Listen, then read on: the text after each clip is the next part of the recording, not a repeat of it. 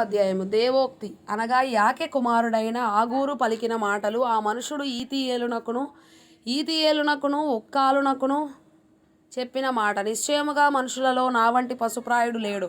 నరులకున్న వివేచన నాకు లేదు. నేను జ్ఞానాభ్యాసము చేసుకున్న వాడను కాను. పరిశుద్ధ దేవుని గూర్చిన జ్ఞానము పొందలేదు. ఆకాశమునకెక్కి మరలా దిగినవాడెవడు? తన పిడికిళ్లతో గాలిని పట్టుకొన్నవాడెవడు? బట్టలో నీళ్లు మూట కట్టిన వాడెవడు? భూమి యొక్క దిక్కులన్నిటినీ స్థాపించిన వాడెవడు? ఆయన పేరేమో, ఆయన కుమారుని పేరేమో నీకు తెలిసి ఉన్నదా? దేవుని మాటలన్నీ పుటము పెట్టబడినవే. ఆయనను ఆశ్రయించు వారికి ఆయన కేడెము.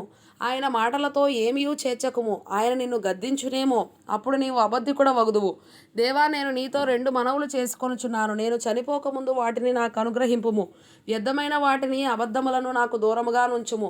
పేదరికమునైనను ఐశ్వర్యమునైనను నాకు దయచేయకము. తగినంత ఆహారము నాకు అనుగ్రహింపుము. ఎక్కువైన ఎడల నేను కడుపు నిండిన వాడనై నిన్ను విసర్జించి యెహోవా ఎవడని అందునేమో, లేక బేదనై దొంగిలి నా దేవుని నామమును దూషింతునేమో. దాసుని గూర్చి వాని యజమానునితో కొండెములు చెప్పకము. వాడు నిన్ను శపించును. ఒకవేళ నీవు శిక్షార్హుడ వగుదువు. తమ తండ్రిని శపించుచు తల్లిని దీవించని తరము కలదు. తమ దృష్టికి తాము శుద్ధులై తమ మాలిన్యము నుండి కడుగబడని వారి తరము కలదు. కన్నులు నెత్తికి వచ్చిన వారి తరము కలదు. వారి కనురెప్పలు ఎంత పైకెత్తబడి ఉన్నవి. దేశంలో ఉండకుండా వారు దరిద్రులను మింగునట్లును, మనుషులలో ఉండకుండా బేదలను నశింపజేయునట్లును, ఖడ్గము వంటి పళ్ళును, కత్తుల వంటి దవడ పళ్ళును గల వారి తరము కలదు. జలగకు ఇమ్ము ఇమ్ము అను కూతురులిద్దరు కలరు. తృప్తి పడనివి 3 కలవు. చాలును అని పలుకనివి 4 కలవు. అవేవనగా పాతాళము, కనని గర్భము, నీరు చాలును అనని భూమి, చాలును అనని అగ్ని.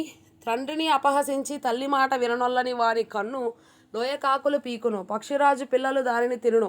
నా బుద్ధికి మించినవి 3 కలవు. నేను గ్రహింపలేనివి 4 కలవు.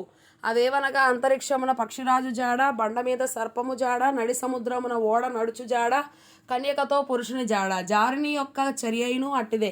అది తిని నోరు తుడుచుకొని నేను ఏ దోషము ఎరుగనను. భూమిని వణికించునవి 3 కలవు. అది మోయలేనివి 4 కలవు. అవేవనగా రాజరికమునకు వచ్చిన దాసుడు, కడుపు నిండా అన్నము కలిగిన మూర్ఖుడు, కంటకురాలై ఉండి పెండ్లి అయిన స్త్రీ, యజమానురాలికి హక్కుదారురాలైన దాసి. భూమి మీద చిన్నవి 4 కలవు. అయినను అవి మిక్కిలి జ్ఞానము గలవి. చీమలు బలములేని జీవులు. అయినను అవి వేసవిలో తమ ఆహారమును సిద్ధపరచుకొనును. చిన్న కుందేళ్లు బలములేని జీవులు. అయినను అవి పేడు సందులలో నివాసములు కల్పించుకొనును. మిడతలకు రాజు లేడు. అయినను అవన్నీ పంక్తులు తీరి సాగిపోవును. బల్లిని చేతితో నీవు పట్టుకొనగలవు. అయినను రాజుల గృహములలో అది ఉండును.